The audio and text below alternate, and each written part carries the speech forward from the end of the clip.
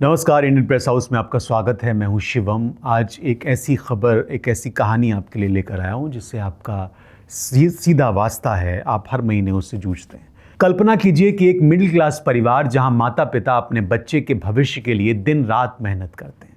हर महीने उनकी जेब से एक मोटी रकम निकलती है प्राइवेट स्कूलों में फीस देने के नाम पर। करीब 25,000 रुपये प्रति बच्चा हर साल उनको देना पड़ता है। दूसरी तरफ सरकारी स्कूलों में सिर्फ 2,863 रुपये जो लोग पढ़ाते हैं उनके खर्च होते हैं। यानी प्राइवेट स्कूलों और सरकारी स्कूलों में 9 गुना ज़्यादा अंतर है। लेकिन असली कहानी ये नहीं है। असली कहानी है कि कैसे सरकारी नीतियों ने सरकारी स्कूलों को बर्बाद किया और प्राइवेट स्कूलों और कोचिंग सेंटरों को हज़ारों करोड़ का धंधा दिया, और ऊपर से 18% जीएसटी का तड़का अलग। इस कहानी को शुरू करते हैं जहां शिक्षा एक सपना नहीं बल्कि एक महंगा सौदा है, एक व्यापार है जिससे कई लोग अपनी जेबें भर रहे हैं। कहानी शुरू करते हैं कुछ आंकड़ों से। यूपीआईएससी प्लस 2021-22 की एक रिपोर्ट है ये, और ये रिपोर्ट ये कहती है कि भारत में 10,17,000 सरकारी स्कूल हैं, लेकिन इनमें से 1,52,000 स्कूल ऐसे हैं जहां बिजली नहीं, 57% स्कूलों में ही सिर्फ फंक्शनल कंप्यूटर हैं और सिर्फ 53% में इंटरनेट है। लेकिन ये बस शुरुआत है। ये आंकड़े कई बार आप देख चुके होंगे। अभी हाल ही में स्कूल रैशनलाइजेशन पॉलिसी के नाम पर सरकार ने कम नामांकन के नाम पर हज़ारों सरकारी स्कूल बंद किए। हिंदुस्तान टाइम्स ने एक रिपोर्ट पब्लिश की जिसमें उन्होंने बताया कि पिछले 10 सालों में 8% सरकारी स्कूल बंद कर दिए गए देश में। मध्य प्रदेश में सबसे ज़्यादा 29,410 और उत्तर प्रदेश में 25,126 स्कूलों में ताला लगा दिया गया। नतीजा क्या हुआ? बच्चे स्कूल से दूर हो गए और दूर दराज के स्कूलों में जाने को मजबूर हो गए या फिर प्राइवेट स्कूलों में चले गए। शिक्षा की कमी तो आप देख ही रहे हैं, लेकिन शिक्षकों की कमी भी है।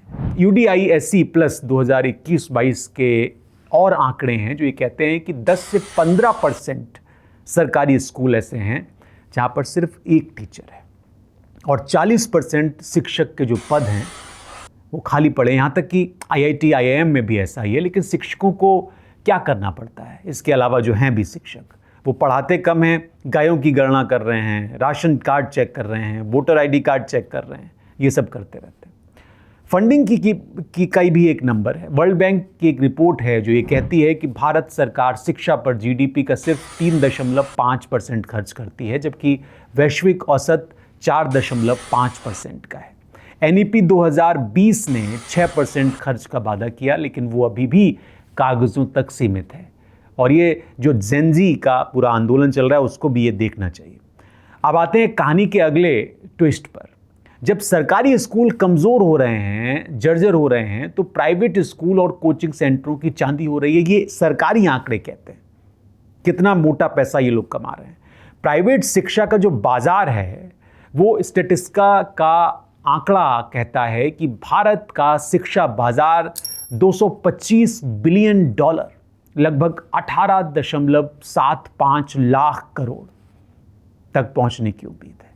इसमें 64% स्कूल प्राइवेट हैं जो 1.1 मिलियन से ज़्यादा हैं। डीपीएस ले लीजिए, जयपुरिया ले लीजिए, वीरेंद्र स्वरूप ले लीजिए, इस तरह के स्कूलों की तमाम चेन खुल रही हैं और ये बाजार के सुल्तान बन रहे हैं। कोचिंग इंडस्ट्री का आप धमाका देखिए। इन्फिनम ग्लोबल रिसर्च है एक, उसके आंकड़े कहते हैं कि कोचिंग इंडस्ट्री की जो वैल्यू है वो 58,000 करोड़ है। 2028 तक ये 1,34,000 करोड़ हो जाएगी। IMARC ग्रुप है, उसका एक अनुमान है कि ये जो बाजार है वो 6.5 बिलियन से 17.4 बिलियन तक जाएगा। कोटा, दिल्ली के मुखर्जी नगर और ओल्ड राजेंद्र नगर जैसे कोचिंग हब जी, नीट और यूपीएससी की तैयारी के लिए लाखों बच्चों को खींच रहे हैं। लोग वहाँ पढ़ने भेजते हैं अपने बच्चों को। और इसमें जो एक और ट्विस्ट है वो ये है कि नेताओं के जो कनेक्शन हैं उसके अभी सटीक आंकड़े तो मिलना बड़ा मुश्किल है, लेकिन ये जानकारी छिपाई भी नहीं जा सकती। इकोनॉमिक टाइम्स ने 2018 में एक रिपोर्ट पब्लिश की और ये पब्लिश रिपोर्ट ये कहती है कि बड़े प्राइवेट स्कूलों और कोचिंग सेंटरों के पीछे नेता, नौकरशाह और उनके रिश्तेदार हैं। उदाहरण के लिए डीपीएस और वीरेंद्र स्वरूप जैसे संस्थानों में प्रभावशाली लोगों के कनेक्शन की चर्चा तो आप जानते ही हैं। 2013 में और इसने बताया था कि कोचिंग इंडस्ट्री $40 बिलियन से ऊपर जाएगी। और अब आप देख रहे हैं इसमें कई नेताओं की हिस्सेदारी की बात भी उस जमाने में सामने आई थी, अब तो खुलकर सामने आ गई है। अगर आप कहेंगे तो उस पर भी मैं एक डिटेल्ड स्टोरी कर सकता हूं। तो जब सरकारी स्कूलों को कमजोर किया जा रहा है, तबाह किया जा रहा है, तो क्या यह संयोग है कि प्राइवेट स्कूल और कोचिंग सेंटर फल फूल रहे हैं, या ये एक सोचा समझा गेम है, खेल है, जहां शिक्षा एक धंधा बन गई है और उसका लुत्फ लिया जा रहा है मोटे पैसे कमाने के बाद? अब आप कहेंगे शिक्षा धंधा बन गई है तो इसका क्या प्रूफ है? तो प्रूफ आप अभी हाल ही में जो जीएसटी सरकार ने क्रांतिकारी जीएसटी का बदलाव किया उसको आप देखिए, एक आपको झटका लगेगा। जीएसटी जो है वो ये कहती है 2.0 यानी 2025 की जो जीएसटी है बदली हुई, वो ये कहती है कि स्कूल और कॉलेज की जो फीस है, प्री स्कूल से 12वीं तक और मान्यता प्राप्त स्कूलों की जो फीस है वो जीएसटी से मुक्त है। मिड डे मील और स्कूल ट्रांसपोर्ट भी टैक्स फ्री है, उस पर टैक्स नहीं लगता। लेकिन कोचिंग और ऑनलाइन एजुकेशन जैसे जी है, नीट है, यूपीएससी है, इसके कोचिंग सेंटर एडटेक प्लेटफॉर्म पर 18% जीएसटी लगती है। यानी अगर आपका कोचिंग कोर्स 50,000 का है तो आपको 9,000 रुपये अतिरिक्त टैक्स देना होगा इस जीएसटी के नाम पे। अब जीएसटी का असर यह है, फैक्टली 2024 की एक रिपोर्ट कहती है कि कोचिंग सेंटरों ने जीएसटी कलेक्शन जो दिया है सरकार को 19-20 में ये 2,240 करोड़ था, 23-24 में ये 5,517 करोड़ हो गया, यानी 150% का उछाल इसमें देखा गया। इसके अलावा अगर आप नोटबुक खरीदते हैं, पेंसिल खरीदते हैं, मैप्स खरीदते हैं तो 12% जीएसटी था। हालांकि अच्छी बात सरकार ने की कि अब इसको मुक्त कर दिया, अब इसमें जीएसटी नहीं लगेगा। लेकिन आप जियोमेट्री बॉक्स खरीदते हैं आपको 5% जीएसटी देना पड़ेगा, और दूसरे उपकरण खरीदते हैं तो आपको 5% जीएसटी देना पड़ेगा। ये एक नई तरह की फिलॉसफी, नई तरह की थ्योरी है। तो अब असली सवाल पर आते हैं, और असली सवाल ये है कि जब ASER 2024 ये कहता है कि सरकारी और प्राइवेट स्कूलों की पढ़ाई में ज़्यादा फर्क नहीं है, तो फिर 9 गुना ज़्यादा खर्च क्यों है? यानी एक तरफ एक सरकारी रिपोर्ट कहती है कि कमोबेश सबकी पढ़ाई एक ही तरह की है, और दूसरी तरफ एक रिपोर्ट ये कहती है कि 9% ज़्यादा पैसा वसूलते हैं। जब RTE एक्ट 2009 मुफ्त शिक्षा का वादा करता है तो फिर सरकारी स्कूलों को बंद क्यों किया जा रहा है? कोचिंग इंडस्ट्री पर 18% जीएसटी क्यों लगाई जा रही है? और सरकार शिक्षा को सस्ता करने की बात कर रही है या फिर इसको महंगा करने की बात कर रही है? और सबसे बड़ा सवाल ये है कि क्या नेताओं के प्राइवेट स्कूल और कोचिंग सेंटर इस बर्बादी के असल लाभार्थी हैं? इसका जवाब आप बेहतर दे सकते हैं, क्योंकि आप भी अपने बच्चों को कहीं ना कहीं तो पढ़ने भेजते ही होंगे। इस कहानी का अंत आप ही लिख सकते हैं, क्योंकि अगली बार जब आप अपने बच्चे की फीस का बिल देखें या कोचिंग सेंटर का 18% जीएसटी वाला चालान देखें तो सोचिए कि क्या ये पैसा आपके बच्चे के भविष्य की बात है, भविष्य बना रहा है, या फिर किसी नेता की जेब भर रहा है?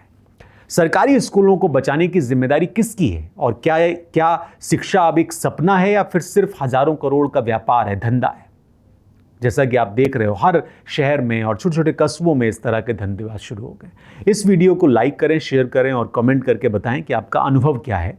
सरकारी स्कूल, प्राइवेट स्कूल या कोचिंग का खेल, क्या 18% जीएसटी शिक्षा को सस्ता कर रही है या फिर और ज़्यादा बोझ डालने की एक प्लानिंग है? और एक आखिरी में एक बात और मैं आपसे कहना चाहता हूँ, वो ये कि जब प्राइवेट स्कूलों में ही सारे बच्चे पढ़ने जाएंगे, सरकारी स्कूलों में कोई जाएगा ही नहीं, लगातार सरकारी स्कूलों में जाने वाले बच्चों की संख्या घटेगी, तो आप उसको चाहे टैक्स फ्री रखिए या टैक्स युक्त रखिए, उससे क्या फ़र्क पड़ता है? आप प्राइवेट स्कूलों में इतना उसका खर्चा बढ़ गया है, उसको कैसे कंट्रोल किया जा सकता है? क्या सरकार के पास कोई नीति नहीं है? आंध्र प्रदेश में एक प्रयोग ज़रूर हुआ पैल करके, वो बड़ा कामयाब प्रयोग कहा जा रहा है वहाँ की एजुकेशन पॉलिसीज़ में, वहाँ के सरकारी स्कूलों में, और दक्षिण के ज़्यादातर सरकारी स्कूलों में ये प्रयोग किए गए, दक्षिण के कुछ राज्यों में। लेकिन उत्तर भारत के राज्यों में इसकी दशा बहुत ज़्यादा ख़राब है। आप रोज़ाना ये महसूस भी करते होंगे, सारे शिक्षण सामग्रियाँ महंगी हो रही हैं, पढ़ाई महंगी हो रही है, कोचिंग इंडस्ट्री का बोलबाला है, प्राइवेट स्कूलों का बोलबाला है, और सरकारी स्कूलों की दशा। आपके आसपास ही कोई स्कूल हो तो आप ज़रूर तस्वीर खींचकर भेज सकते हैं या बता सकते हैं उस जीआईसी की कहानी, या कोई डिग्री कॉलेज सरकारी हो उसकी कहानी, या कोई प्राइमरी स्कूल सरकारी हो उसकी कहानी। आप बेहतर जानते होंगे कि दरअसल ये पूरा एक षड्यंत्र के तहत किया जा रहा है शायद। आप ज़रूर बताइए। बहुत शुक्रिया, मुझे इजाज़त दीजिए।